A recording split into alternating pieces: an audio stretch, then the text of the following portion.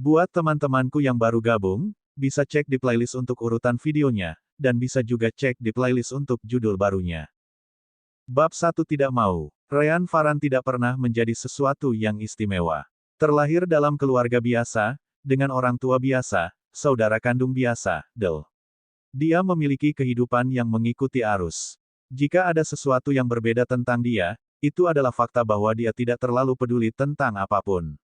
Setiap orang selalu memiliki sesuatu yang ingin mereka miliki atau capai, tetapi Ryan tidak memiliki hal seperti itu. Karena itu, dia selalu melihat segala sesuatu dengan wajah bosan. Dari awal hingga akhir pendidikannya, ia hanya mendapat nilai rata-rata. Segera setelah pengetahuan khusus tidak diperlukan, dia akan melupakannya seolah-olah dia tidak pernah mempelajarinya sejak awal. Dia tahu bahwa dia sedikit berbeda. Berkat itu, dia selalu memiliki pemikiran yang sama. Dilahirkan dengan tidak mengesankan, hidup dengan tidak mengesankan, ditakdirkan untuk mati dengan tidak mengesankan, dia percaya bahwa inilah yang akan terjadi sampai akhir hayatnya, dan tidak melakukan upaya apapun untuk mengubahnya. Sayangnya, ketika dia berusia 31 tahun, dia mencoba menyelamatkan seorang anak laki-laki dari tertabrak truk. Bocah itu tidak melihat ke samping sebelum menyeberang jalan dan akhirnya berlari tepat di depannya. Bukannya Ryan ingin menyelamatkan bocah itu. Hanya saja sebagai orang yang mengikuti arus, dia pikir itu adalah hal yang benar untuk dilakukan. Ryan melompat dan mendorong bocah itu agar menyingkir. Tentu saja, orang yang ditabrak truk setelah itu adalah dia. Ryan dikirim terbang dan selalu jatuh di tanah beberapa meter. Tubuhnya sangat rusak sehingga Ryan bahkan tidak bisa merasakan sakit. Dia segera mengerti bahwa mungkin, dia seharusnya tidak melakukan itu. Pada akhirnya, dia hanya bisa berpikir sambil tertawa mencela diri sendiri. Hehe, bahkan kematianku akan menjadi klise ini. Sesuatu yang bisa kamu lihat di buku atau film berperingkat rendah manapun. Seperti yang kuduga, lahir dengan tidak mengesankan, hidup dengan tidak mengesankan, ditakdirkan untuk mati dengan tidak mengesankan, akhir yang pas untuk seseorang yang tidak pernah menginginkan apapun. Hampir seketika, Ryan sudah menerima hasilnya, atau begitulah yang dia pikirkan. Tetapi pada saat inilah jiwa Ryan terbangun. Tiba-tiba, perasaan keengganan mulai menyebar di benaknya. Tidak, Ryan tercengang. Apakah dia yang baru saja mengatakan itu? Mengapa dia mengatakan tidak? Dia seharusnya tidak memiliki alasan untuk menolak sesuatu, bahkan kematian. Itu tidak masuk akal. Namun, sentimen itu terlalu kuat. Tetapi pada saat yang sama, itu juga terlalu asing baginya.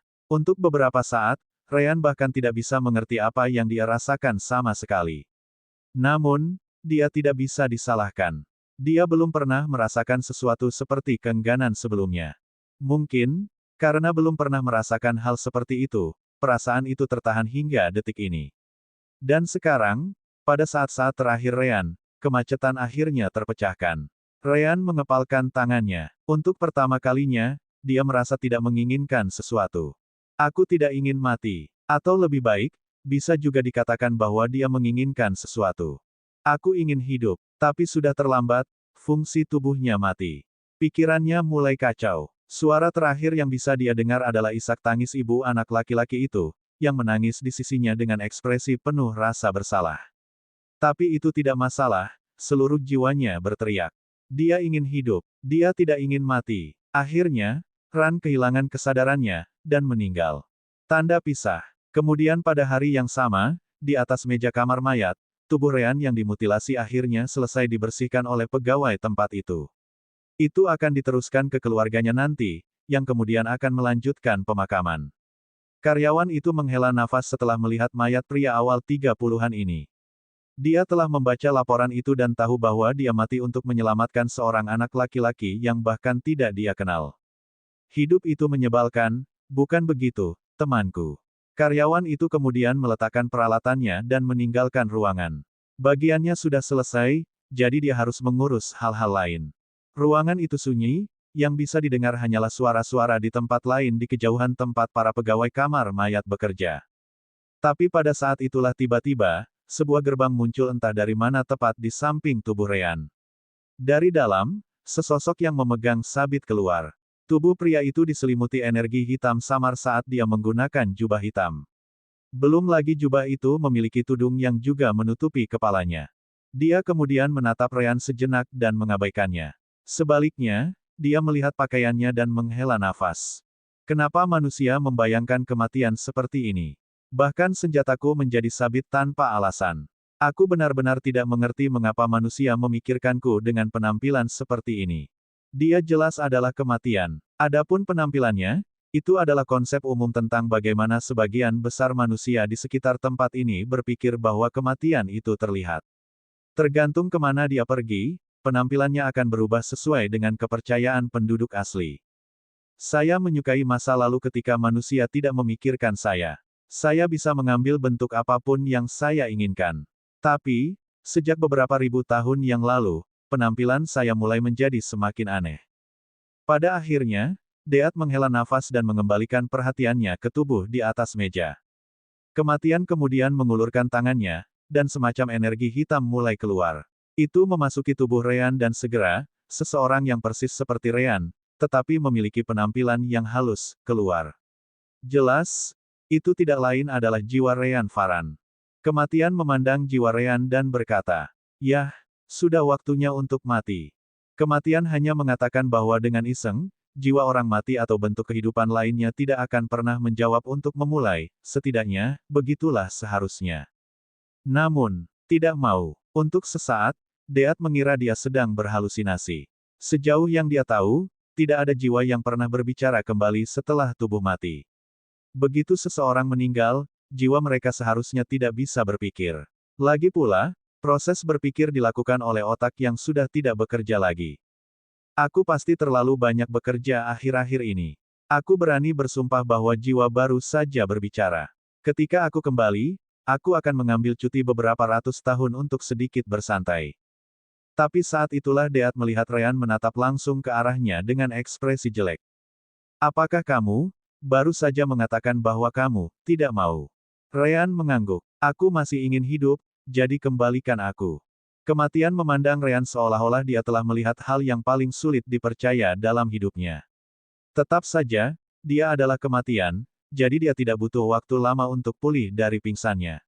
Jadi bagaimana jika dia bisa berbicara? Lagi pula pekerjaannya tidak akan berubah. Dia bisa bertanya kepada orang lain nanti setelah dia selesai dengan semuanya. Apa yang tidak mau? Ikut saja denganku, ini waktumu. Kematian kemudian membuat gerakan meraih dan jenis energi yang sama melesat ke arah Ryan sekali lagi seolah ingin meraihnya. Tapi yang mengejutkan, Ryan mengelak. Siapa yang akan menerimanya? Aku belum cukup hidup. Atau lebih baik, aku belum hidup sama sekali. Jiwa Ryan kemudian melompat langsung ke mayatnya lagi, atau begitulah yang dia coba. Tapi tubuhnya sudah mati, jadi bagaimana mungkin dia bisa kembali ke sana? Bentuk spiritual Ryan melewatinya, dan dia jatuh di bawah meja mayatnya. Kematian melihat itu dan mendengus. Kamu sudah mati, jadi apa yang membuatmu berpikir kamu bisa kembali? Deat kemudian mengangkat skitenya dan menebaskannya ke Rince Sol. Meskipun senjatanya berbentuk aneh ini, sabitnya memiliki kekuatan untuk mengubah jiwa kembali ke bentuknya yang paling murni. Sederhananya, Ryan akan berubah menjadi energi jiwa murni dan tidak lebih. Kematian kemudian bisa mengambilnya dan melemparkannya ke dalam jalan reinkarnasi. Jiwa baru kemudian akan terbentuk dari energi jiwa dan bereinkarnasi menjadi tubuh baru, seperti biasanya. Tapi yang mengejutkannya, jiwa Ryan berguling ke samping, menghindari skite sehelai rambut.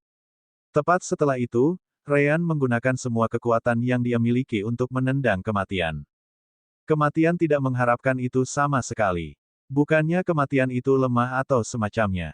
Hanya saja situasi seperti itu belum pernah terjadi sebelumnya, jadi dia tidak siap. Kematian jatuh ke tanah setelah tendangan itu dan hanya bisa melihat langit-langit di atas. Selama beberapa detik, kematian tidak bergerak sama sekali. Apa yang terjadi barusan begitu tak terbayangkan sehingga kematian sulit mempercayainya.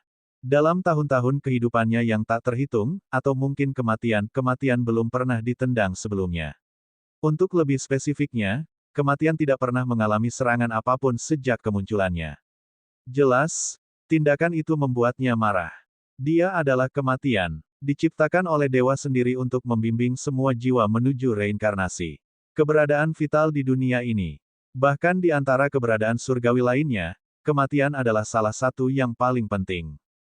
Tapi saat kematian bangkit dan hendak memberi pelajaran pada jiwa itu.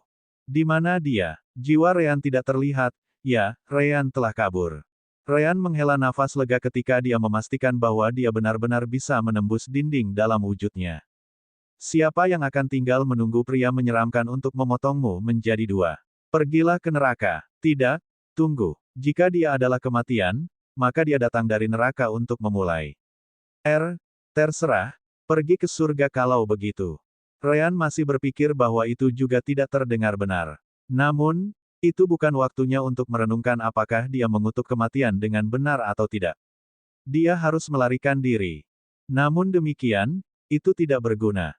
Detik berikutnya, sebuah gerbang muncul tepat di depan jiwa dan kematian Ryan keluar dari sana. Ryan mencoba untuk berbalik dan berlari sekali lagi, tetapi kematian sudah siap untuk itu. Energi hitam itu justru melilit pinggang Ryan sebelum ditarik kembali. Membuatku membuang waktuku. Biasanya, aku akan berkeliling mengumpulkan beberapa jiwa sebelum mengirim mereka semua ke jalur reinkarnasi sekaligus. Tapi karena kamu sangat ingin menjadi yang pertama, aku akan memenuhi keinginanmu. Sebelum Ryan bahkan bisa membalas komentar itu, gerbang lain, kali ini lebih besar, terbuka tepat di depannya. Begitu gerbang dibuka, jiwa Ryan merasa seperti ditarik oleh tekanan yang sangat besar.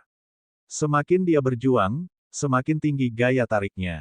Kematian melihat itu dan mendengus. Begitu gerbang ke jalan reinkarnasi dibuka, setiap jiwa yang berhenti untuk menjadi bagian dari dunia hidup akan terseret ke dalam. Tidak mungkin untuk melarikan diri. Dia bahkan tidak perlu mengubah jiwa Ryan menjadi energi jiwa, jalan akan melakukannya secara otomatis. Kematian kemudian berbalik dan membuka gerbang lain.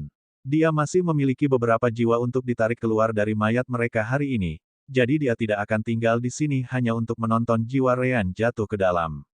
Bagaimanapun, dia telah melihat adegan ini berkali-kali. Sebuah gerbang baru muncul di depannya, dan kematian melangkah maju. Tetapi pada saat inilah kematian menyadari sesuatu yang aneh. Aneh, kenapa aku berjalan ke depan, tapi gerbang semakin jauh? Tentu saja, pemikiran seperti itu hanya berlangsung sesaat. Itu karena kematian tiba-tiba jatuh dengan wajah di tanah. Dia kemudian melihat ke belakang dan melihat Ryan memegang salah satu kaki bagian bawahnya.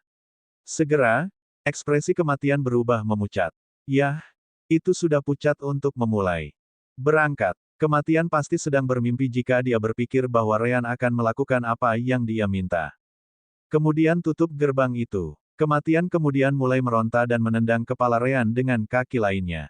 Tapi Ryan tampak seperti belatung. Tidak peduli berapa banyak dia menendang, Ryan terus memeluknya erat-erat. Aku tidak bisa menutupnya sampai jiwa yang mati itu lewat, jadi lepaskan.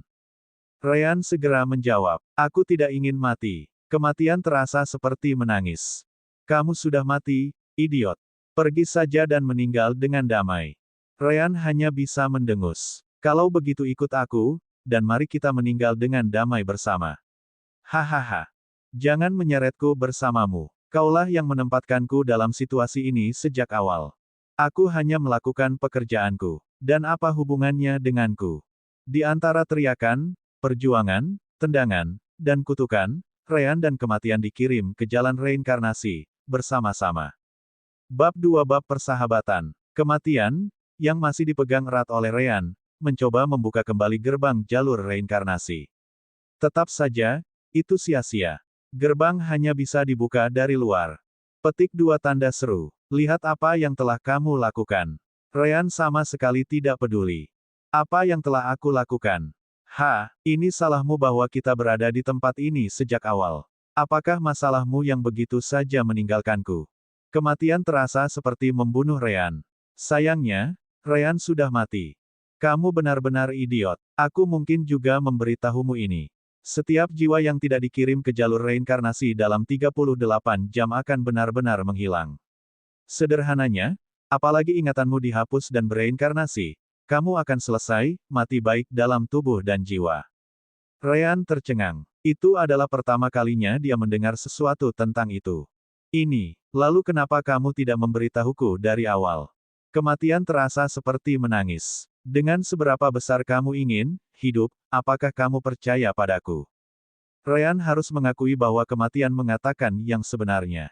Pada saat itu, dia akan berpikir bahwa kematian hanya mencari alasan untuk menyingkirkannya. Faktanya, bahkan sekarang, dia tidak yakin apakah kematian mengatakan yang sebenarnya atau tidak. Tapi melihat keadaan dan bagaimana kematian berhenti berjuang sepenuhnya, sepertinya dia tidak berbohong. Apa yang kita lakukan sekarang? Mulut kematian berkedut. Kami. Tidak ada kami. Pertama-tama, saya belum pernah mendengar tentang jiwa roh kematian seperti saya yang jatuh ke dalam jalan reinkarnasi. Jadi saya tidak tahu apa yang akan terjadi dengan saya. Kamu pikir aku punya waktu untuk memikirkanmu? Ryan mulai berpikir dan bertanya beberapa saat kemudian. Kalau begitu, apa yang akan terjadi denganku? Karena kamu tersesat saat ini, seharusnya tidak ada masalah bagimu untuk memberitahuku apa yang terjadi pada jiwa normal di tempat ini. Kematian berpikir sejenak dan mengangguk. Karena dia sudah sampai pada titik ini, mungkin menjelaskan sesuatu kepada Ryan mungkin memberinya beberapa ide baru.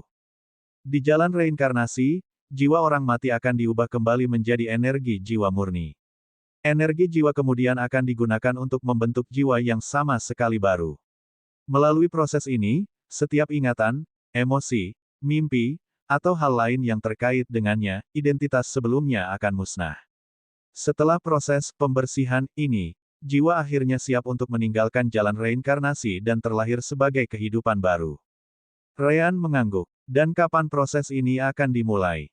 Kematian menunjuk di kejauhan. Bisakah kamu melihat portal berwarna di sana? Ryan harus memperhatikan portal yang disebutkan Deat. Ya, hampir. Kematian kemudian berlanjut. Portal itu akan mengirimmu langsung ke dalam sungai kelupaan. Sungai itulah yang akan membersihkan jiwamu dan menghapus semua ingatanmu. Begitu kamu melewati portal itu akan menjadi point of no return. Ryan kemudian bertanya, bagaimana denganmu? Kematian mengangkat bahu. Jika aku tahu, aku tidak akan sekhawatir ini. Atau mungkin, aku akan jauh lebih khawatir. Seperti yang aku katakan, tidak ada jiwa roh kematian lain yang pernah jatuh ke dalam jalan reinkarnasi. Berkat itu, aku tidak punya ide. Saat itulah kematian mengingat sesuatu. Ngomong-ngomong, bagaimana kamu bisa berpikir dan berbicara? Ryan segera menatap Deat dengan ekspresi terkejut. Bukankah seharusnya aku bisa? Mulut kematian berkedut mendengar pertanyaan itu. Apakah kamu buta? Lihat sekelilingmu, idiot. Berapa banyak jiwa sialan yang bisa kamu lihat menuju ke arah yang sama dengan kita?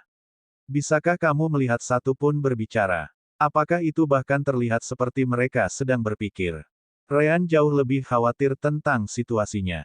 Karena itu, dia benar-benar tidak memperhatikan jiwa lainnya sampai sekarang.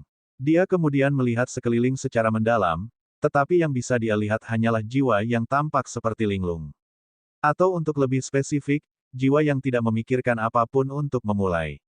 Seolah-olah semua orang kesurupan. Kematian mengangguk. Tidak salah untuk berpikir seperti itu, tapi juga tidak benar. Katakan, bagian tubuh mana yang bertanggung jawab atas kemampuan berpikir? Ryan segera memahami inti masalahnya. Begitu, karena kita semua mati, otak kita jelas juga mati. Bagaimana otak yang mati bisa memikirkan sesuatu? Tanpa dukungan otak, jiwa seharusnya tidak bisa berpikir sejak awal. Itukah yang Anda maksud? Kematian mengangguk. Benar, itu sebabnya aku tidak bisa memahamimu. Tubuhmu, tanpa diragukan lagi, 100% mati. Tapi kenapa kamu bisa memiliki kemampuan berpikir tanpa otak? Ryan sama bingungnya dengan Deat. Memang, apa yang berfungsi sebagai dukungan baginya untuk menghasilkan pemikiran? Bisakah kamu melihat sesuatu yang berbeda di jiwaku? Aku tidak tahu, mungkin harta jiwa yang tersembunyi. Kematian terasa seperti menendang Ryan sekali lagi. Menurutmu apa itu? Beberapa novel, seolah-olah hal seperti itu bisa. Tiba-tiba, kematian menyadari sesuatu yang tidak bisa dipercaya. Tepat di tengah jiwa Ryan, sepertinya ada cahaya yang sangat redup. Itu sangat lemah sehingga jika Ryan tidak menanyakan pertanyaan itu, dia pasti tidak akan menyadarinya. Namun, sebagai jiwa roh kematian yang membimbing jiwa-jiwa mati yang tak terhitung jumlahnya ke jalan reinkarnasi, dia benar-benar yakin bahwa hal seperti itu seharusnya tidak ada. Benar-benar ada yang namanya harta karun jiwa. Ryan memperhatikan perubahan dengan kematian dan mengerti bahwa mungkin, dia benar tentang penilaiannya. Tapi dia juga terkejut. Lagi pula, dia benar-benar menanyakan itu karena iseng.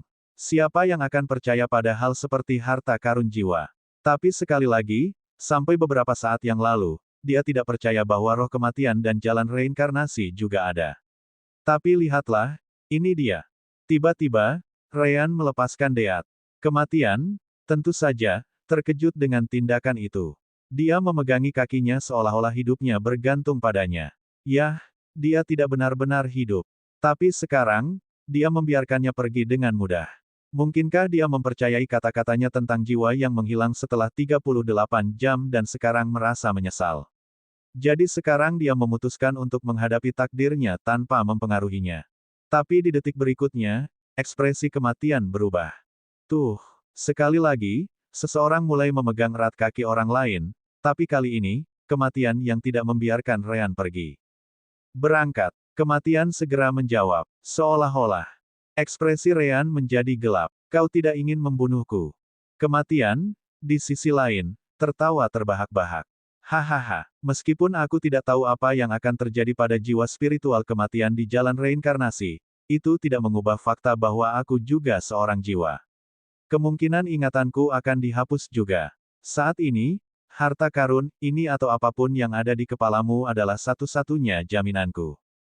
Kamu harus bersyukur. Kakekmu, Lord Deat, akan menemanimu ke sungai kelupaan. Tidak perlu berterima kasih padaku. Mulut Ryan berkedut. Pertama-tama, dia bahkan tidak tahu apakah benda di dalam jiwanya ini benar-benar dapat mencegahnya kehilangan ingatannya nanti. Tetapi dengan asumsi demikian, apa jaminannya bahwa ia memiliki kekuatan yang cukup untuk melindungi dua jiwa? Bahkan ada kemungkinan terlalu banyak yang harus dilindungi. Jadi, harta ini atau apapun tidak akan berfungsi dengan benar karena itu. Sekali lagi, di antara jeritan, perjuangan, tendangan, dan kutukan, Ryan dan kematian dikirim ke sungai kelupaan, bersama-sama. Tanda pisah. Novel ringan. Baca light novel bahasa Indonesia. Kematian, dan Aku Chapter 3 bahasa Indonesia. By Nita tanggal 9 Desember tahun 2021 sampai 2 comments. Previous. Semua chapter. Next. A plus a light mode, of perbaikan kata. Bab 3 bersama sekali lagi. Kematian dan Ryan melewati portal berwarna dan jatuh langsung ke sungai kelupaan. Baik Deat dan Rin Sol mulai berubah bentuk segera setelah itu. Pikiran mereka menjadi rewel, dan mereka tidak bisa membedakan kanan dari kiri. Tetap saja, Deat memastikan untuk menahan Ryan dan tidak membiarkannya melarikan diri. Tiba-tiba, kedua jiwa kehilangan bentuknya. Pada saat yang sama, mereka diubah menjadi energi jiwa murni. Tetapi pada saat inilah cahaya redup di dalam jiwa Ryan mulai menjadi lebih terang. Baik energi jiwa Ryan dan kematian kemudian mulai berputar di sekitarnya bersama-sama. Cahaya itu kemudian mulai mengumpulkan semua ingatan dan emosi mereka. Tidak hanya itu, cahaya juga mulai berubah. Yang tadinya hanya cahaya putih, sekarang menjadi setengah putih dan setengah gelap. Namun, kematian benar. Cahaya itu benar-benar memiliki kekuatan untuk menyimpan kedua ingatan mereka entah bagaimana. Sayangnya, Ryan dan kematian sudah kehilangan kesadaran. Tiba-tiba, perang, G. Uniden, et so elmem, is dektit. Seartion im, ble. Initi eng ergeng, anasis. Anali cepleet. Si ceing untuk alternatif, soltion. Alter ti solusi foon. Intitimah so el conek n. Koneksi jiwa selesai. Peringatan. Jiwa tak dikenal adalah dari jenis yang berbeda. Permata jiwa tidak kompatibel. Memulai analisis. Analisis selesai. Diperlukan peningkatan permata jiwa. Memulai peningkatan solgem. Peningkatan selesai. Memulai ulang pelestarian kenangan. Kenangan disimpan. Pilot reinkarnasi otomatis aktif. Memasuki hibernasi hingga energi yang cukup terkumpul. Deat dan Ryan, jelas, tidak mendengar atau melihat apapun. Sungai kelupaan mencoba mengambil kenangan itu, tapi kekuatan cahaya jauh lebih kuat dari itu. Pada akhirnya, setiap ingatan, emosi, atau apapun yang berhubungan dengan itu dikirim ke cahaya itu. Dengan ingatan yang hilang sama sekali, sungai kelupaan terasa seperti targetnya hilang. Sungai tidak punya pikiran. Itu hanya melakukan apa yang seharusnya dilakukan. Dengan tidak ada lagi kenangan yang harus dihapus, itu hanya akan memulai proses selanjutnya. Kedua energi jiwa mereka kemudian dilepaskan oleh cahaya sehingga sungai kelupaan dapat melakukan tugasnya. Proses pembersihan berlangsung selama beberapa tahun, tetapi selama ini, kedua jiwa selalu berada dekat dengan cahaya kenangan mereka. Akhirnya, kedua energi jiwa selesai melewati sungai kelupaan. Dari sana, mereka sepertinya diseret oleh semacam kekuatan gaib, yang mencoba mengirim mereka ke portal lain. Faktanya, kekuatan itu seharusnya hanya mendapatkan satu jiwa setiap kali, tetapi cahaya bertindak sebagai perekat yang menyatukan energi jiwa kematian dan Rean. Tapi ada masalah. Saat Rean dan energi jiwa kematian hendak memasuki portal itu, cahaya itu mulai menjadi lebih terang. Ruang di sekitarnya tampak seperti terdistorsi, dan portal tempat mereka seharusnya dikirim menghilang. Tepat setelah itu, portal lain yang tidak seharusnya ada muncul tepat di depan kedua jiwa. Kekuatan supernatural dari sebelumnya mencoba menghentikan Rean dan Deat agar tidak jatuh ke dalamnya. Tapi cahaya juga bertindak sebagai penghalang yang mencegah kekuatan itu mendekat. Energi jiwa Rean dan kematian kemudian melewati portal baru ini, yang ditutup tepat setelah mereka masuk. Biasanya, portal yang menghilang akan mengirim Rean dan kematian untuk direformasi menjadi jiwa-jiwa baru. Setelah itu, mereka akan memasuki bentuk kehidupan baru yang sedang diciptakan. Seperti bayi, misalnya, itu kemudian akan mengakhiri proses reinkarnasi mereka. Tetapi portal yang dibuka oleh cahaya untuk mereka membawa kedua energi jiwa keluar dari alam semesta. Atau lebih tepatnya, itu membawa mereka ke bidang yang sama sekali berbeda. Di pesawat baru ini, hukumnya benar-benar berbeda. Untuk memulai, jiwa di jalur reinkarnasi jauh lebih kuat dari mereka. Energi jiwa kematian dan Rean tampak seolah-olah bisa dihancurkan oleh jiwa lain di sana. Itu tidak bisa dihindari. Pesawat ini adalah tempat di mana kultivasi memerintah tertinggi. Semua orang di tempat ini bisa berkultivasi. Bahkan jika Anda tidak berkultivasi sama sekali, hanya akumulasi alami dari energi spiritual yang akan memperkuat jiwa Anda ke tingkat yang sama sekali berbeda. Ini benar-benar berbeda dari pesawat tempat Deat dan Rean berasal. Begitu mereka tiba, jiwa Rean dan kematian sekali lagi dikirim ke sungai kelupaan yang lain. Namun, Deat dan Rean sudah menerima pembersihan dari sungai sebelumnya. Karena itu, mereka tidak disimpan di sana selama beberapa tahun seperti di alam semesta lainnya. Hanya butuh sekitar seminggu bagi mereka untuk sekali lagi diseret keluar dari sungai. Sama seperti sebelumnya, sebuah portal terbuka, dan mereka dikirim ke dalam. Kali ini, cahaya tidak menghalangi proses ini. Dari sana, energi jiwa Rean dan kematian dikirim langsung ke ujung jalan reinkarnasi. Tentu saja, yang satu ini benar-benar berbeda dari sebelumnya. Namun, Rean dan Deat tidak tahu apa-apa tentang itu. Mereka berada dalam keadaan hibernasi saat ini, dan satu-satunya hal yang menjaga identitas mereka adalah cahaya itu.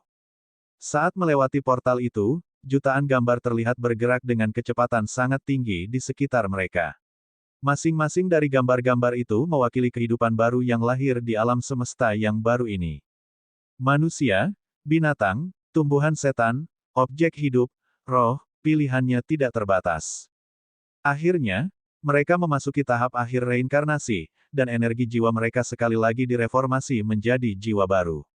Sejak saat itu, cahaya mulai mengirimkan ingatan mereka kembali ke dalam pikiran mereka masing-masing. Karena mereka tidak berada di dalam sungai kelupaan lagi, tidak ada yang mencoba menghentikan proses ini. Akhirnya, jiwa baru Rean dan kematian terbangun. Rean melihat sekeliling dan merasa tersesat. Hal terakhir yang dia ingat adalah saat dia dan kematian jatuh ke sungai kelupaan. Sejak saat itu, semuanya menjadi hitam. Di mana ini? Tak lama kemudian, dia mendengar tawa maut di sampingnya. Kami meninggalkan sungai kelupaan. Hahaha, saya masih memiliki ingatan saya, bagus. Deat kemudian menatap Rean dan mendengus. Tetap saja, jika bukan karenamu, aku tidak akan melewati siksaan ini. Mulut Rean berkedut. Apakah kamu lupa siapa yang membuka gerbang itu sejak awal? Jika kamu membiarkan aku pergi, hal seperti itu tidak akan terjadi. Kematian? Tentu saja, tidak serendah itu. Berapa kali aku harus memberitahumu?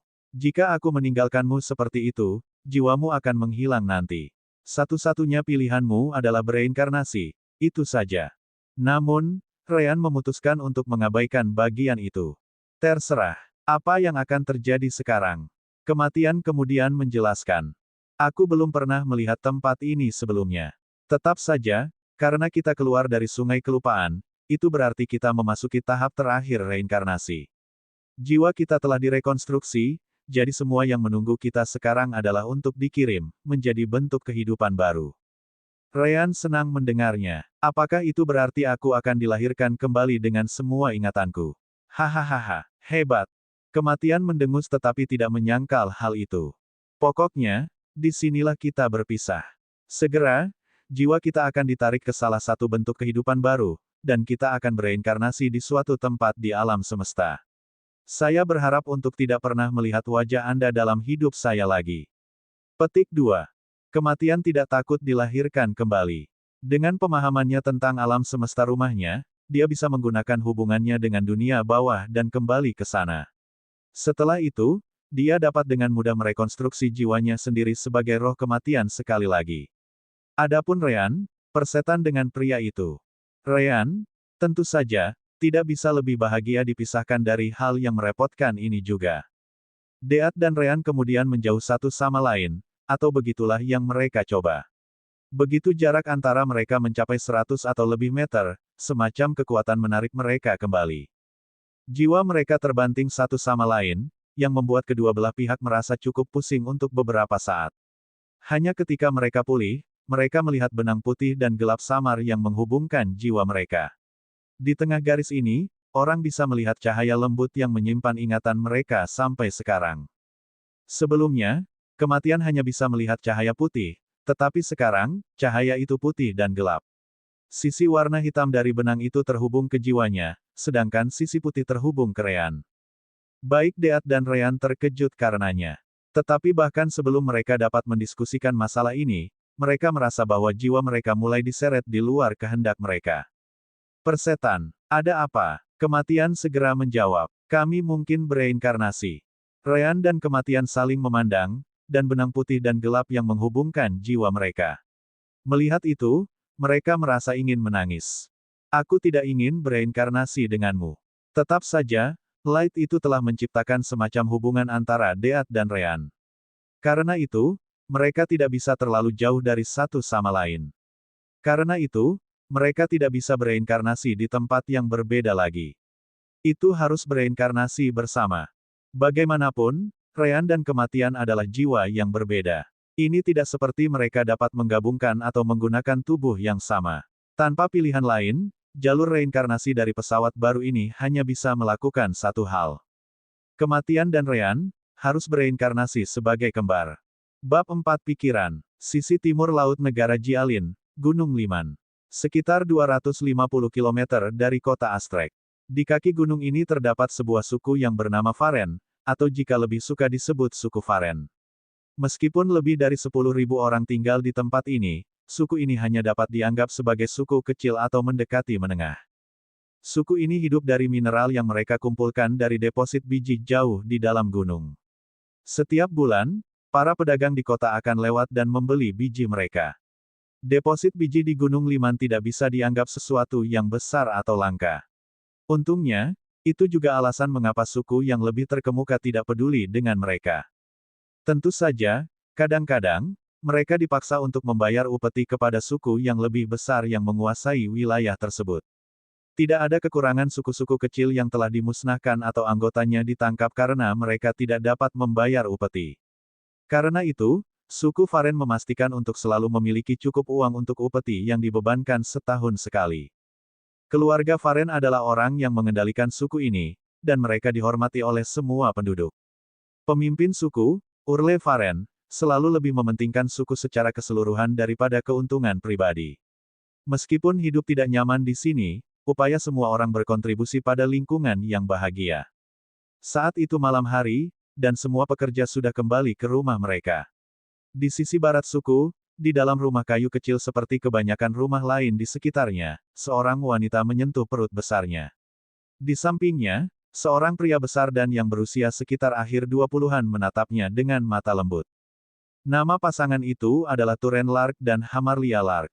Turen adalah penambang seperti kebanyakan pria di suku. Adapun Hamarlia, dia membantu desa dengan berbagai pekerjaan hari itu sementara para pria keluar melakukan pekerjaan berat. Namun, desa ini memiliki nilai yang cukup setara. Jika seorang wanita merasa dia cukup kuat untuk bekerja di tambang seperti pria, dia akan diizinkan melakukannya. Sebagai garis hidup suku, setiap tangan ekstra yang dapat membantu ekstraksi biji sangat disambut. Karena itu, sekitar 20% pekerja di tambang itu juga perempuan. Hamarlia kebetulan menjadi salah satu dari wanita itu. Dia melakukan itu untuk membantu keluarganya, dan di sanalah dia bertemu Turen untuk pertama kalinya. Tidak butuh waktu lama sebelum pasangan itu berkumpul, dan pernikahan mereka disetujui oleh kedua keluarga. 5 tahun telah berlalu sejak saat itu, Hamarlia akhirnya. Sejak saat itu, Turen melarangnya melakukan pekerjaan berat sampai anak itu lahir. Hamarlia tahu bahwa Turen hanya mengkhawatirkan dia dan anak mereka, jadi dia dengan enggan menerimanya. Apa yang Hamarlia dan Turen tidak ketahui adalah bahwa dia mengandung anak kembar, dan jelas, keduanya laki-laki. Sedangkan si kembar, siapa lagi mereka selain Ryan dan kematian? Saat itu, jiwa kedua orang itu diseret ke salah satu gambar itu. Hal terakhir yang mereka tahu, segala sesuatu di sekitar mereka berwarna hitam. Sesekali, Deat dan Ryan akan mendengar suara-suara, tetapi mereka tidak dapat memahaminya.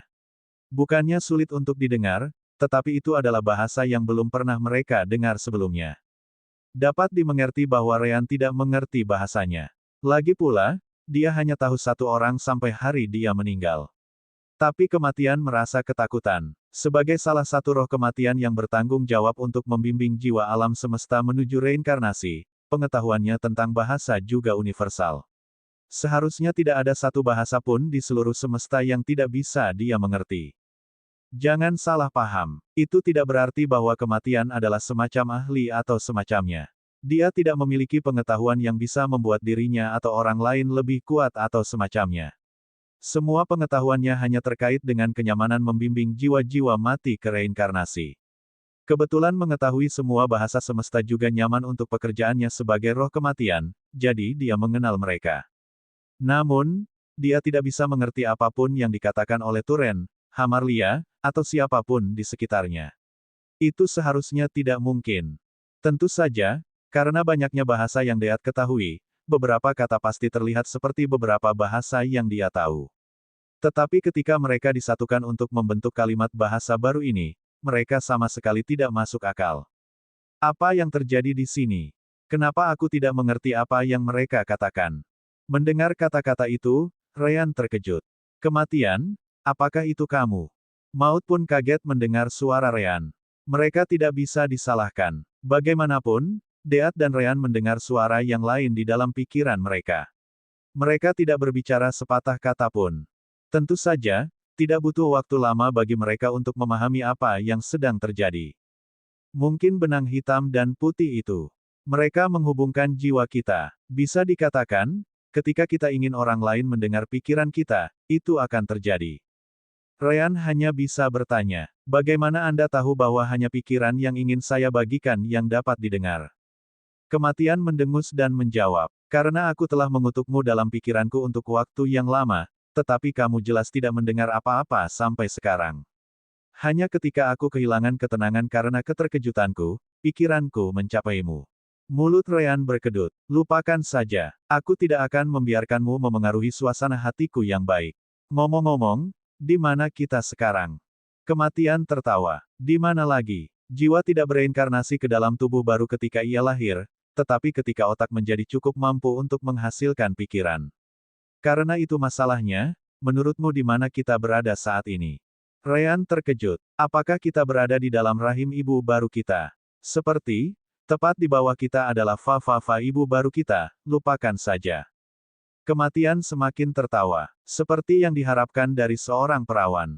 Bahkan setelah 31 tahun hidup, dia belum pernah bersama seorang wanita. Ryan sudah merasa ingin membunuh orang ini.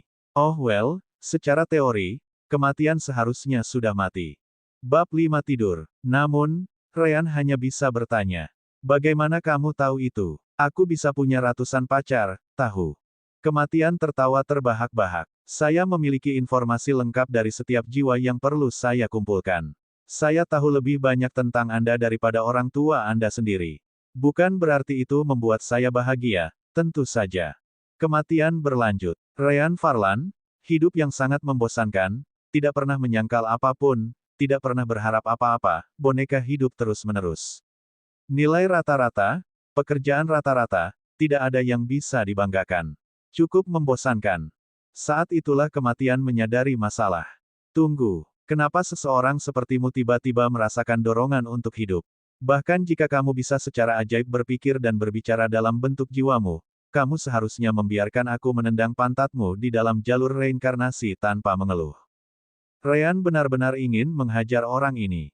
Kata pria yang menempel di kakiku meskipun dia terus memintaku untuk melepaskannya. Kematian sama sekali tidak mempermasalahkan tindakannya. Berkat itu dia tidak kehilangan ingatannya. Namun, Ryan menjawab pertanyaannya. Sejujurnya, saya tidak tahu. Anda benar tentang hal itu. Saya tidak pernah berharap apapun, saya juga tidak pernah menolak apapun. Saya tidak pernah peduli sama sekali. Tidak diragukan lagi, boneka hidup memang cara yang sempurna untuk menggambarkan diriku yang dulu. Tapi hanya beberapa saat sebelum mati, aku merasa seperti jiwaku terbangun. Entah dari mana, aku tidak ingin mati lagi. Aku merasa seperti sampai saat itu, aku belum pernah benar-benar hidup sebelumnya. Bagaimana saya bisa mengatakannya? Ini akan terlihat aneh, tapi saya tidak berpikir itu karena saya sekarat. Itu lebih seperti saya telah memecahkan cangkang yang mengunci saya selama hidup saya. Kecelakaan itu hanya merugikan, itu membuatku bebas dari itu. Sayangnya, aku masih mati. Adapun sisa ceritanya, kamu sudah tahu. Kematian merenung sedikit dan kemudian berkata, mungkin, kamu tidak seharusnya seperti itu. Tapi hal di dalam jiwamu itu telah mencegahmu untuk membangkitkan keinginan. Ryan setuju dengan kematian. Sejak kamu memperhatikan hal ini di dalam jiwaku, aku pikir itu benar-benar ada hubungannya dengan itu. Namun, apalagi Ryan, bahkan kematian tidak memiliki gagasan yang paling jauh tentang apa itu cahaya putih dan gelap itu. Tapi saat itulah kematian mengingat satu hal. Oh baiklah, terserah. Nikmati hidup barumu, aku akan pergi. Ryan tercengang. Mereka berdua di dalam rahim, bisakah bayi keluar dengan paksa begitu saja? Pertama-tama, apakah sebaiknya keluar sekarang? Kematian, tentu saja, mengerti apa yang dipikirkan Ryan. Tapi itu tidak ada hubungannya dengan dia. Selama dia menggunakan koneksinya ke dunia bawah, dia bisa segera menarik jiwanya ke dalam. Sedangkan untuk tubuh bayi, itu hanya akan berubah menjadi shell kosong. Kematian terkonsentrasi dan mencoba merasakan dunia di sekitarnya. Tapi saat itulah dia melihat sesuatu yang berbeda. Energi macam apa ini? Namun, Ryan tidak tahu apa yang dia bicarakan. Adapun kematian, dia dengan cepat membuang pikiran itu. Tidak masalah, aku akan memeriksanya nanti. Dia sekali lagi berkonsentrasi sampai akhirnya, dia mampu menjalin kontak dengan dunia bawah. Tidak. Kematian mulai terasa dingin di punggungnya. Itu tidak ada di sana. Ryan mendengar itu dan bertanya. Apa, bisakah kamu melihat sesuatu? Mereka ada di dalam rahim, jadi bagaimana mungkin ada cahaya? Kematian benar-benar mengabaikan Ryan. Dia terus mencari hubungan antara dunia hidup dan dunia bawah. Tapi tidak peduli berapa banyak dia mencari itu, dia tidak bisa merasakan apa-apa. Mustahil. Tidak ada tempat di seluruh alam semesta yang tidak terhubung ke dunia bawah. Kenapa aku tidak bisa merasakan tautannya? Apakah karena aku bereinkarnasi? Tidak. Selama aku memiliki ingatanku, bahkan jika aku ingin bereinkarnasi sebagai nyamuk, aku masih bisa merasakan hubungannya. Apa yang terjadi di sini? Jelas bahwa Dea terkejut saat ini. Lagi pula, Ryan mendengar semua pikirannya meskipun kematian tidak mencoba berbicara dengannya. Sepertinya jika aku tidak memperhatikan, aku akan membocorkan pikiranku padanya juga. Saya lebih baik berhati-hati. Namun, dia memutuskan untuk bertanya. Bisakah Anda setidaknya memberitahu saya apa hubungan yang Anda bicarakan ini? Kematian terkejut dan menyadari bahwa pikirannya sedang ditransmisikan ke Ryan. Terserah. Seluruh alam semesta seharusnya terhubung ke dunia bawah. Itu juga tempat di mana Anda dapat menemukan jalan reinkarnasi. Selama kita berada di dalam alam semesta, koneksi ini harus ada di sana. Tapi saya tidak bisa merasakan apapun, dan itulah bagian yang aneh. Ryan kemudian bertanya, apakah itu berarti kita tidak berada di dalam semesta? Kematian segera menolak gagasan itu. Jika kita tidak berada di dalam semesta, tidak akan ada dunia bawah untuk memulai. Karena kita bereinkarnasi, kita jelas berada di dalam satu. Tentu saja, Dea tidak bisa merasakan hubungan itu karena dia tidak berada di alam semesta yang sama lagi. Alasan utama dia bahkan bisa merasakan hubungan itu jika karena keberadaannya sendiri terhubung dengan dunia bawah semesta sebelumnya. Tetapi di alam semesta ini, dia sama sekali tidak ada hubungannya dengan itu. Jelas, dia tidak bisa merasakan apa-apa.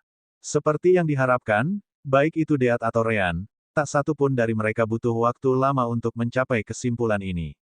Juga, ada alasan mengapa mereka tahu bahwa ini bukan semesta yang sama lagi. Itu karena kematian bisa merasakan kehadiran energi spiritual. Tentu saja, kematian tidak tahu bagaimana energi ini dipanggil untuk memulai. Tapi dia benar-benar yakin bahwa itu tidak ada di alam semesta sebelumnya.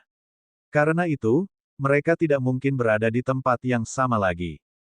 Apakah ada yang istimewa dari energi ini? Kematian hanya bisa menjawab, entahlah. Setidaknya, sepertinya tidak berbahaya.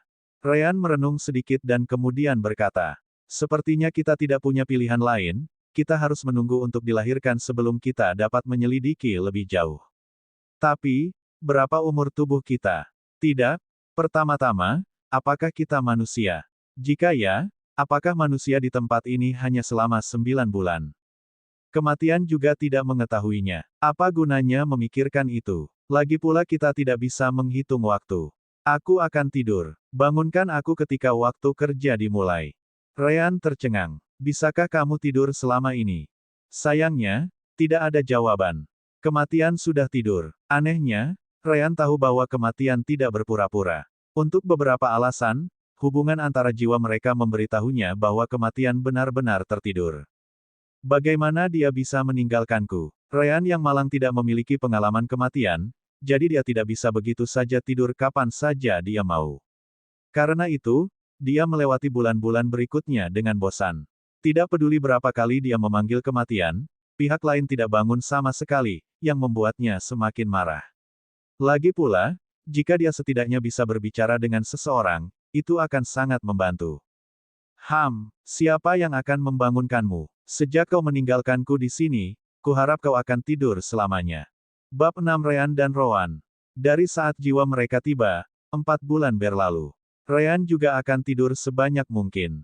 Selama dia terjaga, dia akan mencoba memahami kata-kata di sekitarnya.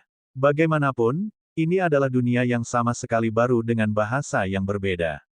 Tetap saja, karena dia tidak bisa menghubungkan kata-kata dengan lingkungan, terlalu sulit untuk mempelajarinya. Akhirnya, hari kelahiran Ryan dan kematian tiba. Proses persalinan berjalan tanpa masalah, dan keduanya bisa melihat dunia luar untuk pertama kalinya. Sebenarnya, hanya Ryan yang bisa melihatnya. Itu karena kematian masih tidur. Turen dan Hamarlia kaget melihat mereka kembar. Tetapi di atas semua itu, mereka mengkhawatirkan kematian, yang matanya tertutup dan tidak mengeluarkan suara sama sekali. Wajar jika bayi menangis saat dilahirkan. Jadi kematian tidak melakukan apa-apa adalah pertanda buruk, atau begitulah menurut mereka. Segera, mereka mulai menamparkan pantatnya untuk melihat apakah dia akan menangis. Maut tentu saja langsung terbangun dan menjerit karena kesakitan. Ryan melihat itu dan tertawa terbahak-bahak. Adapun orang tua mereka, kematian hanya menangis secara normal. Dalam kasus Ryan, karena dia tertawa terbahak-bahak, mereka mengira dia baik-baik saja. Kematian kemudian berbicara dengannya melalui hubungan mereka.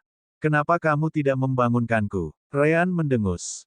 Teruslah bermimpi. Jika memungkinkan, aku ingin kamu tidur selamanya. Melihat kedua bayi mereka terlihat baik-baik saja, Turen dan Hamarlia akhirnya menghela nafas lega. Bidan yang membantu persalinan pun ikut tersenyum melihatnya. Tapi ada satu hal yang mereka perhatikan setelahnya.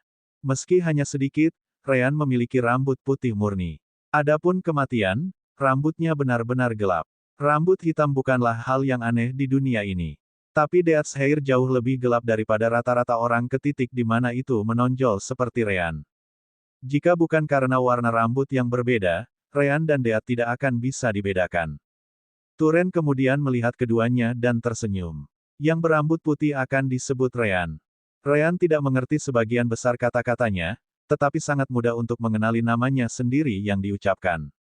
Dia memandang kematian dan bertanya, apakah dia baru saja memilih nama yang sama dengan kehidupanku sebelumnya?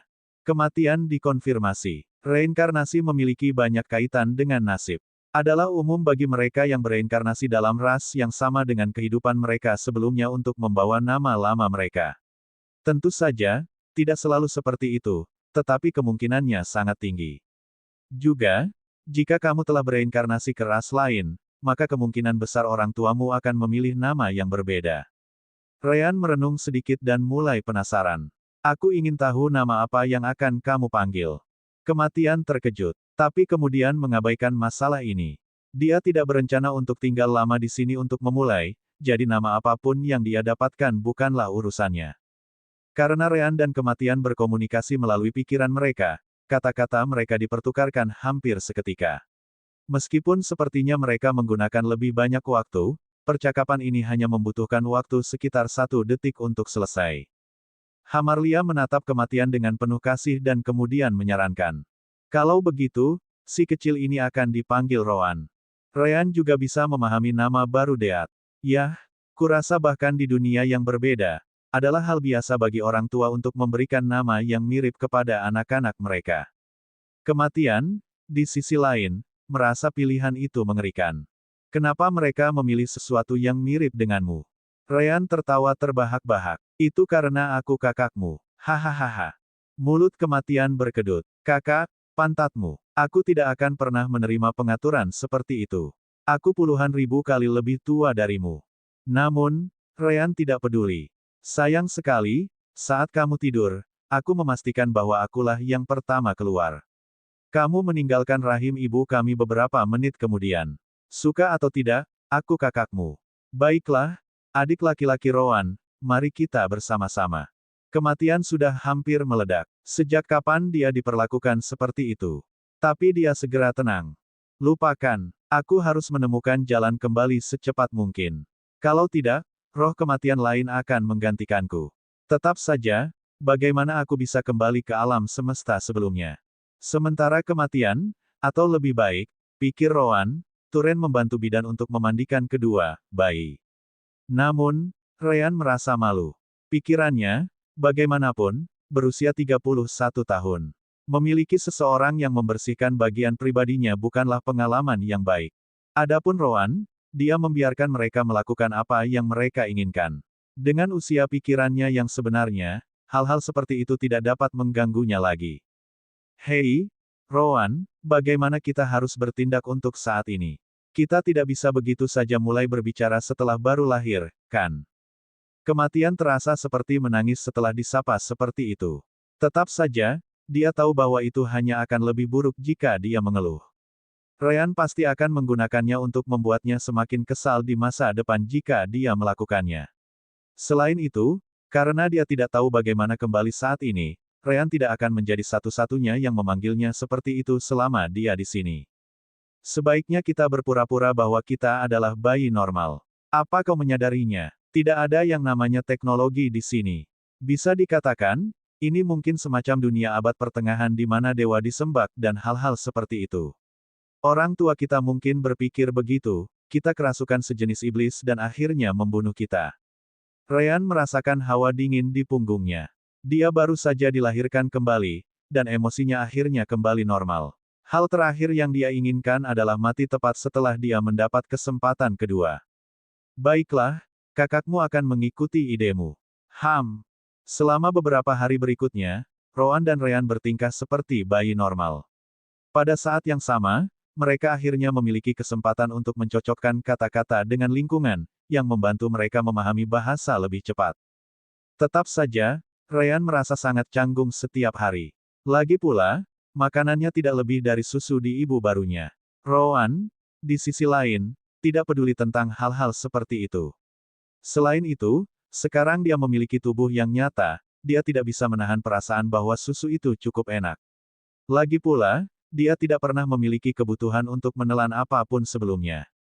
Tetapi mereka segera menyadari sesuatu yang mengesankan. Apapun yang dipelajari Rowan, Ryan juga belajar, dan sebaliknya. Sudah pasti benang putih dan gelap yang menghubungkan jiwa kita. Ryan setuju dengan Rowan. Tapi ada satu hal yang membuatku penasaran. Ketika kami mencoba untuk menjauh dari satu sama lain, kami ditarik kembali bersama-sama. Apakah itu berarti bahwa sekarang setelah kami lahir, kami juga tidak bisa pergi jauh? Rowan tidak tahu jawaban untuk pertanyaan itu. Kurasa kita tidak akan disatukan seperti yang terjadi di jalan reinkarnasi. Namun, setidaknya akan ada efek sampingnya. Mungkin kemampuan kita untuk mempelajari sesuatu bersama-sama akan terputus, atau semacamnya.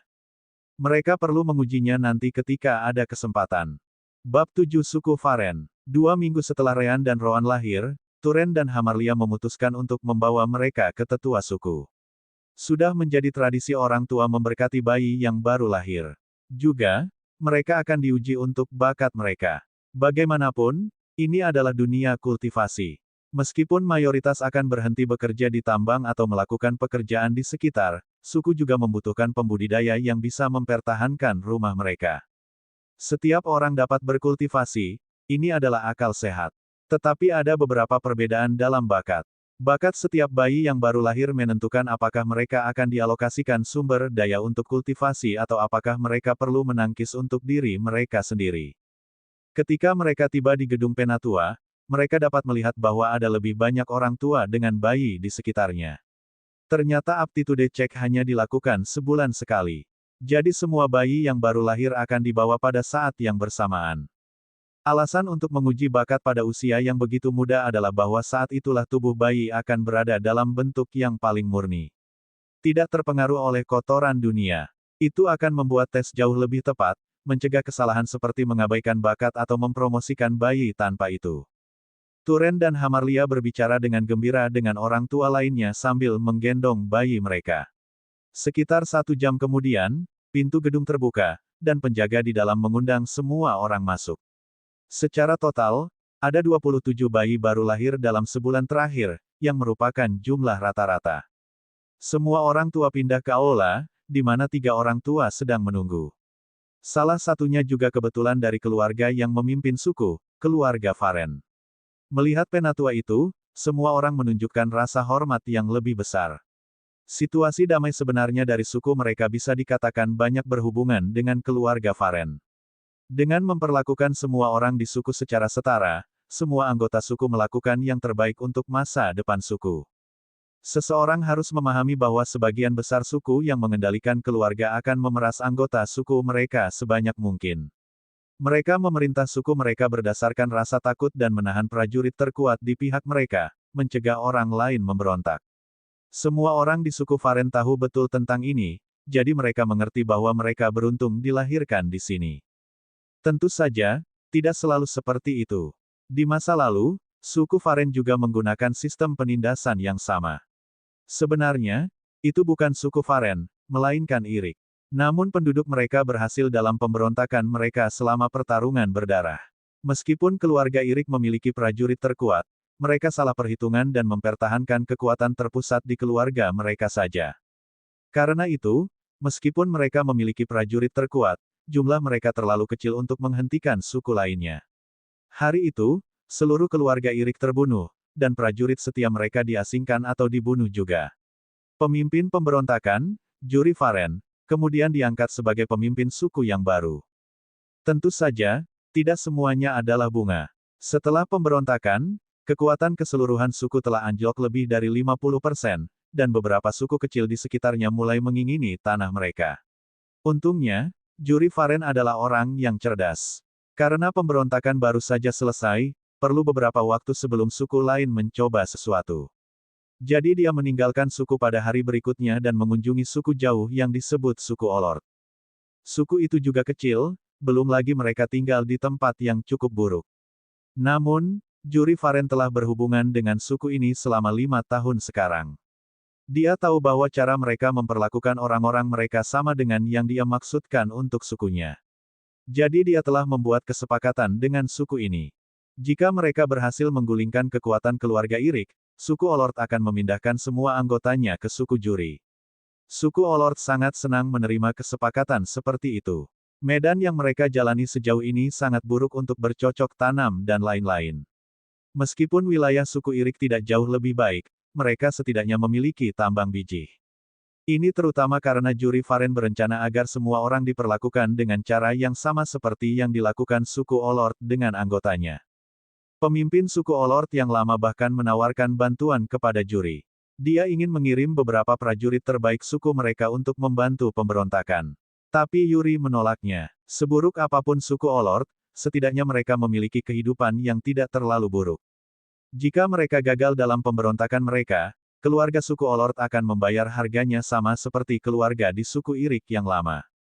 Masalah suku Irik harus diselesaikan oleh keluarga suku Irik. Itulah yang dia katakan. Pemimpin suku Olord semakin menemukan juri dan tidak memaksakan masalah itu. Hari ini, mereka akhirnya berhasil. Jadi suku Olord segera mengemasi semuanya dan pindah. Ketika suku yang lebih dekat dengan suku Varen yang baru akhirnya berkumpul untuk memulai serangan, mereka terpaksa berhenti di jalurnya. Dengan mengumpulkan baik pejuang yang selamat dari suku Irik lama dan yang baru dari suku Olord, suku Varen segera mencapai kekuatan yang cukup besar untuk mempertahankan diri. Suku-suku lain yang bersatu masih bisa memaksa jalan mereka dan mengambil alih suku Varen. Tapi harga untuk itu akan terlalu tinggi. Selain itu, tidak seperti suku-suku itu adalah sekutu nyata, mereka semua mengikuti sistem ketakutan, jadi mereka tidak mempercayai yang lain untuk memulai. Kemungkinannya adalah beberapa dari mereka hanya berpura-pura membantu tetapi menunggu yang lain mengeluarkan kekuatan mereka dan menyingkirkan sisanya, mengambil semua keuntungan untuk diri mereka sendiri. Dengan aliansi yang begitu buruk dan kekuatan sebesar itu yang melindungi suku Varen yang baru, tak satu pun dari mereka ingin mengambil risiko menjadi suku yang mendapatkan ujung tongkat yang pendek. Jadi aliansi segera bubar setelah beberapa jam perjuangan internal. Pemimpin suku Olord dengan senang hati menyerahkan wewenangnya atas anggotanya kepada juri, yang dengan bijak membimbing seluruh suku untuk hidup rukun hingga hari ini. Awalnya, anggota suku Olord takut ditindas oleh anggota suku Varen yang sebenarnya. Tapi juri Varen membuat aturan berlapis besi. Tidak ada lagi suku Irik atau Olord, yang ada hanya suku Varen. Mereka yang tertangkap melakukan hal seperti itu akan diasingkan dari suku, tidak ada pertanyaan yang diajukan. Perlahan, tapi pasti, ketegangan antara kedua suku mereda. Setelah lebih dari 20 tahun, beberapa anggota mereka menikah atau berteman dengan anggota dari sisi lain. Bisa dikatakan suku Irik atau Olord sudah tidak ada lagi, hanya ada satu suku bernama Varen. Bab 8 Bola Hitam. Ketiga tetua kemudian mengikuti prosedur pemberkatan. Satu persatu, bayi-bayi itu dibawa ke depan dan dahinya ditandai dengan simbol. Setelah mengucapkan beberapa kata aneh, orang tua akan berterima kasih kepada para tetua dan pindah ke samping. Sesederhana itu, berkah telah selesai. Namun, para tetua sedikit terkejut ketika mereka melihat Ryan dan Rowan. Lagi pula, tidak setiap hari Anda melihat anak kembar, apalagi dengan warna rambut yang luar biasa. Yang satu putih murni dan yang lainnya begitu gelap sehingga semua orang berambut gelap lainnya tidak bisa dibandingkan. Namun, itu saja. Bukannya mereka akan diperlakukan berbeda hanya karena itu, jadi para tetua dengan cepat menyelesaikan berkat mereka kepada Ryan dan Rowan juga. Setelah itu, orang tua dibawa ke tengah aula. Di sana, ada bola hitam yang tampak seperti kristal orb. Tetap saja, kematian, atau lebih baik, Rowan, melihat kekuatan aneh yang datang darinya. Orb itu memiliki jenis energi yang sama dengan lingkungan. Rasa penasaran Ryan pun langsung terangkat. Dalam 2 minggu terakhir, upayanya dan Deat membuahkan hasil. Meskipun mereka belum bisa berbicara bahasa orang tua mereka, mereka setidaknya bisa mengerti sedikit. Mereka memperhatikan bahwa ayah dan ibu mereka akan berhenti setiap hari untuk mengumpulkan energi aneh ini ke dalam tubuh mereka. Faktanya, bahkan tanpa bantuan Rowan, Ryan akan segera merasakan energi ini. Itu karena ini adalah energi yang diperlukan untuk kultivasi. Sesuatu yang semua orang di Tribe selalu lakukan. Orang tua mereka tidak menerima sumber daya budidaya apapun dari suku. Tetap saja, mereka setidaknya bisa menyerap energi alam dari langit dan bumi. Di dunia ini, ada beberapa alam kultivasi. Transformasi tubuh. Pengumpulan energi. Pendirian yayasan. Formasi inti. Penggabungan inti dan jiwa. Jiwa yang baru lahir. Dan transformasi jiwa. Setidaknya, Itulah satu-satunya alam yang diketahui oleh masyarakat suku Varen. Prajurit terkuat suku berada di tahap tengah atau lanjutan dari alam pengumpulan energi, dengan hanya beberapa di tahap puncak. Adapun yang terkuat, dia adalah pemimpin suku yang sebenarnya, Juri Varen, yang sudah berusia lebih dari 60 tahun. Saat ini, dia sedang dalam tahap awal pendirian yayasan. Meskipun semua orang dapat berkultivasi, seseorang hanya dianggap sebagai seorang kultivator setelah mereka memasuki alam pengumpulan energi. Lebih dari 95% manusia bahkan tidak bisa sampai sejauh ini. Mengambil suku Varen sebagai contoh, suku ini memiliki lebih dari 10.000 anggota. Namun, bahkan 200 orang belum memasuki alam pengumpulan energi, dan mereka adalah orang-orang yang mereka anggap sudah memiliki bakat tinggi. Orang tua Rean dan Roan berada di alam transformasi tubuh ini. Transformasi tubuh memiliki 5 tahap: penggantian darah, peningkatan tulang, penguatan otot, perubahan organ, dan visi spiritual. Turen berada pada tahap penguatan otot sedangkan Hamarlia berada pada tahap peningkatan tulang. Tak satu pun dari mereka memiliki banyak kesempatan untuk memasuki alam pengumpulan energi selama hidup mereka. Namun, semakin banyak mereka berkultivasi, semakin mudah pekerjaan mereka di tambang. Selain itu, meningkatkan kekuatan mereka sendiri tidak bisa salah. Meskipun Turen dan Hamarlia memiliki kehidupan yang cukup damai, mereka bukannya tidak tahu bagaimana dunia bekerja di luar suku mereka. Tidak mengherankan jika suatu hari nanti suku lain yang lebih besar datang untuk menyerang mereka. The Black Orb memiliki kekuatan untuk menguji bakat seseorang. Secara total, ia mampu menampilkan 7 warna berbeda. Abu-abu, coklat, kuning, hijau, biru, merah, dan ungu. Abu-abu dianggap yang terburuk, sedangkan ungu adalah yang tertinggi. Orang tua melihat orb dengan harapan di mata mereka. Menjadi seorang pejuang adalah kehormatan tertinggi di suku mereka. Setiap orang tua berharap bahwa anak-anak mereka memiliki bakat yang cukup untuk diterima sebagai murid prajurit. Dia kemudian akan dialokasikan beberapa sumber kultivasi dan menerima pengajaran dari para tetua. Keluarga membentuk barisan, dan mereka maju satu persatu. Roan dan Rean akan menjadi yang ke-11 dan ke-12 yang akan diuji. Untuk menjadi seorang prajurit magang, seseorang harus setidaknya memiliki bakat coklat. Dari 200 dan sesuatu prajurit dari suku mereka, mayoritas terbesar ada di level brown ini. Hanya 5% dari mereka yang memiliki bakat kuning. Adapun green, sejauh ini, Tribe hanya melahirkan mereka bertiga. Salah satunya adalah pemimpin suku, Juri Varen. Yang lainnya adalah seorang tetua yang bertindak sebagai pemimpin suku pada saat pemimpin sejati sedang menjalankan bisnis, Alanda Iyal. Dia juga sudah cukup tua, menjadi 52 tahun ini. Namun, dia berada di puncak alam pengumpulan energi, dan semua orang percaya bahwa dia akan segera memasuki pendirian yayasan. Yang terakhir adalah seorang gadis muda yang baru berusia 7 tahun ini bernama Mila Huinan.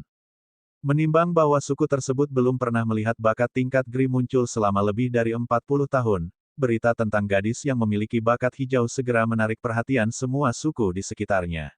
Bahkan ada beberapa lamaran pernikahan yang datang dari suku dengan ukuran yang sama atau bahkan lebih besar. Tetap saja, Juri Varen hanya berkata, dia akan menikah dengan orang yang dia cintai, itu saja. Jika kamu ingin menjadi menantu dengan keluarga Huinannya, maka anak laki-lakimu harus menaklukkan hatinya terlebih dahulu. Awalnya, suku lain mengira Juri Varen sedang bercanda. Tetapi setelah penyelidikan, mereka menemukan bahwa suku mereka tidak menggunakan sistem penindasan dan ketakutan seperti kebanyakan dari mereka. Tidak hanya itu, suku ini juga memperlakukan para wanita dengan cukup tinggi. Sistem seperti itu tidak terbayangkan bagi mereka. Tetap saja, suku-suku itu tidak mencoba mencari masalah dengan suku Varen. Selangkah Green Aptitude mungkin, bagaimanapun juga, hanya seorang prajurit tunggal. Tidak ada gunanya memulai perang karena masalah seperti itu. Untuk memastikan bahwa suku lain tidak mencoba menculik Huinan, dia dan keluarganya dipindahkan ke pusat suku. Dia sekarang tinggal dekat dengan para tetua dan kediaman pemimpin. Dia juga memiliki 3 prajurit pengumpul energi tahap tengah yang memastikan keselamatannya siang dan malam. Suku harus tahu bagaimana melindungi bakatnya, jadi pengaturan seperti itu tidak mengejutkan bagi siapapun. Suku lain pasti akan melakukan hal yang sama. Satu persatu orang tua membawa bayinya ke depan untuk diuji. Penatua kemudian akan mengambil jarum dan mengambil setetes darah bayi. Drop itu akan diletakkan di Black Orb dan diserap olehnya. Beberapa saat kemudian, itu akan bersinar dengan salah satu dari 7 warna. Tak heran, warna abu-abu mulai muncul satu persatu. Ketujuh bayi pertama ternyata memiliki warna abu-abu, banyak mengecewakan orang tua mereka. Tapi yang kedelapan, bayi bernama Gulo Isfal, lahir dengan bakat kuning. Ketika para tetua melihat itu, mereka langsung tersenyum. Selamat, tolong bawa dia ke rumah pemimpin suku nanti agar kita bisa menandainya untuk studi magang prajurit. Pelatihannya akan dimulai ketika dia berusia 5 tahun. Orang tua Gulo sangat gembira. Mereka segera membungkuk dan berterima kasih kepada para tetua, dengan cepat mundur ke belakang. Dua bayi berikutnya ternyata memiliki bakat Grey juga. Orang tua mereka tidak bisa tidak melihat orang tua Gulo dengan iri. Orang tua mana yang tidak ingin anaknya berkembang pesat di masa depan? Akhirnya, sudah waktunya bagi Rowan untuk diuji. Hei, adik kecil, sebaiknya kamu tidak mengecewakanku. Rowan mendengus dan menjawab, jika aku memiliki bakat yang lebih rendah dari milikmu, aku akan bunuh diri. Ryan tidak bisa menahan tawa. Meskipun dia masih hidup sekarang, itu tidak mengubah fakta bahwa Rowan sudah mati selama bertahun-tahun yang tak terhitung jumlahnya sebelumnya. Bagi Rowan, hidup atau mati mungkin tidak membuat banyak perbedaan. Bab 9 seharusnya tidak ada. Turen membawa Rowan dekat dengan orb hitam, dan sesepuh mengambil setetes darahnya dengan jarum. Tetap saja, Rowan sepertinya tidak merasakannya. Dia adalah bayi pertama yang tidak langsung menangis setelah darahnya diambil. Tentu saja, penatua itu terkejut tetapi tidak terlalu mementingkannya. Penatua kemudian menjatuhkan darah ke orb hitam dan menunggu hasilnya. Akhirnya, orb mulai bersinar, dan warnanya mulai muncul. Namun, semua orang terkejut ketika mereka melihat itu. Cahaya orb, gelap. Seperti yang disebutkan sebelumnya, orb seharusnya hanya menunjukkan 7 warna. Abu-abu, coklat, kuning, hijau, biru, merah, dan ungu. Dark jelas bukan salah satunya. Jika orb itu tidak bersinar dengan cahaya hitam, mereka mungkin mengira itu tidak berfungsi sama sekali. Ini, bakat macam apa yang dimiliki warna hitam? Ketiga tetua saling memandang dengan cemas. Mereka belum pernah melihat warna ini sebelumnya. Mereka bahkan tidak tahu apakah itu buruk atau baik. Turen memandang para tetua, menunggu jawaban. Batuk, batuk. Untuk saat ini, tunggu di samping. Kami akan membawa anakmu ke pemimpin suku nanti. Turen terkejut. Dia tidak menyangka bahwa dia akan bisa bertemu dengan juri Varen yang legendaris secara pribadi. Juri dipandang sebagai penyelamat suku Varen, jadi semua orang memandangnya. Tetap saja, dia menghabiskan sebagian besar waktunya berkultivasi atau berurusan dengan urusan luar suku, jadi sangat sedikit yang bisa berbicara dengannya kapanpun mereka mau. Turen memandang Hamarli dan senyum di wajahnya sambil mengangguk padanya. Hamarlia, tentu saja, mendengar apa yang dikatakan tetua, jadi dia juga senang. Bahkan jika ternyata warna hitam adalah sikap yang buruk, kesempatan bertemu juri sudah merupakan kehormatan besar bagi mereka. Dapat dengan mudah dilihat di mata orang tua lain bahwa mereka juga iri dengan kesempatan seperti itu. Ryan adalah yang berikutnya dalam barisan. Hamarlia kemudian dipanggil untuk diperiksa. Sama seperti Rowan, Ryan juga memiliki warna rambut yang berbeda dan membuat penasaran. Selain pria dan wanita tua, orang tidak akan memiliki rambut seperti ini. Namun, warna rambut Ryan tidak persis sama. Yang satu benar-benar putih murni, sedangkan yang tua akan lebih seperti perak. Penatua kemudian menusuk jarum di telapak tangan Ryan dan mengambil setetes darah. Sama seperti Rowan, Ryan tidak peduli dengan jarum itu, jadi dia jelas tidak menangis. Ketika Rowan tidak menangis, mereka tidak banyak berpikir, tetapi saudara kembarnya juga tidak bergeming setelah mereka mengambil setetes darahnya. Mungkinkah? Penatua kemudian menaruh darah di orb hitam. Beberapa saat kemudian, warna baru muncul. Sekali lagi, itu adalah warna yang seharusnya tidak ada. Sama seperti rambut Ryan, orb bersinar dengan cahaya putih murni. Seperti yang kupikirkan, meski sulit dipercaya, setelah melihat apa yang terjadi dengan saudara kembar Ryan, mereka memang memiliki sedikit ekspektasi bahwa Ryan juga akan menunjukkan sesuatu yang berbeda. Ternyata mereka benar, bahwa warna putih orb sudah lebih dari cukup untuk membuktikan dugaan tersebut. Sekali lagi, Sesepuh meminta Hamarlia untuk berdiri di samping dan menunggu waktu mereka akan pergi menemui pemimpin suku. Tes berlanjut. Pada akhirnya, hanya satu bayi ekstra dengan bakat coklat yang muncul, sangat menyenangkan orang tuanya. Bahkan jika dia bukan warna kuning seperti Gulo, itu tidak mengubah fakta bahwa dia akan menerima dukungan suku untuk menjadi seorang pejuang. Itu sudah lebih dari cukup bagi mereka. Sementara orang tua mereka mendiskusikan langkah selanjutnya dengan para tetua, Ryan dan Roan juga berbicara satu sama lain. Yah, kita perlu menjadi idiot untuk tidak mengerti bahwa warna bakat kita pasti terkait dengan utas putih dan hitam. Tapi aku ingin tahu apakah itu hal yang baik atau tidak. Roan mendengus setelah mendengar itu. Bagaimana menurutmu? Seharusnya jauh lebih baik. Bagaimanapun, abu-abu seharusnya menjadi bakat terendah. Meskipun kita tidak mendapatkan salah satu dari 6 warna berikutnya, aku merasa sulit untuk percaya bahwa kita akan berada di bawah abu-abu. Tentu saja, saya tidak bisa menjaminnya, ini hanya dugaan saya berdasarkan peluang. Ryan setuju dengannya. Lagi pula, saya ingin mencoba hal kultivasi ini. Apakah Anda tahu bagaimana melakukannya? Anda mengatakan bahwa Anda bertanggung jawab untuk mengumpulkan jiwa di seluruh semesta kita saat itu. Tidak diragukan lagi Anda telah bertemu sesuatu seperti ini sebelumnya, kan? Roan segera menggelengkan kepalanya. Alam semesta kita tidak memiliki hal energi spiritual ini. Itu yang bisa saya jamin. Jadi tidak ada ras yang saya tahu pernah melakukan sesuatu seperti kultivasi sebelumnya. Semua evolusi mereka, termasuk manusia, terjadi melalui puluhan ribu generasi dan hal yang absurd, jumlah waktu. Cara mereka dapat mengubah struktur tubuh mereka dengan alam transformasi tubuh ini benar-benar tidak terbayangkan di sana. Ryan terkejut mengetahui hal itu. Meskipun hal seperti itu tidak ada di bumi, tentu saja kemungkinan ada di tempat lain tinggi, kan? Lagi pula, mereka berbicara tentang seluruh semesta di sana. Jadi fakta bahwa itu tidak ada di manapun benar-benar membuat Ryan terkejut. Sepertinya kita benar-benar datang ke alam semesta lain. Roan dikonfirmasi. Sudah kubilang sebelumnya, ini hanya alam semesta lain. Tidak mungkin aku tidak bisa merasakan hubungan jiwaku dengan dunia bawah jika bukan itu masalahnya. Kata-kata itu mengingatkan Ryan akan hal lain. Oh, benar. Apakah kamu menemukan sesuatu? Kamu mengatakan bahwa kamu hanya menunggu untuk dilahirkan untuk memeriksa dunia luar. Apakah kamu dapat kembali? Roan menggelengkan kepalanya. Tidak. Tidak ada apa-apa sama sekali. Saat ini, aku hampir sama dengan jiwa lain yang lahir di tempat ini. Aku hanya bisa mengikuti aturannya.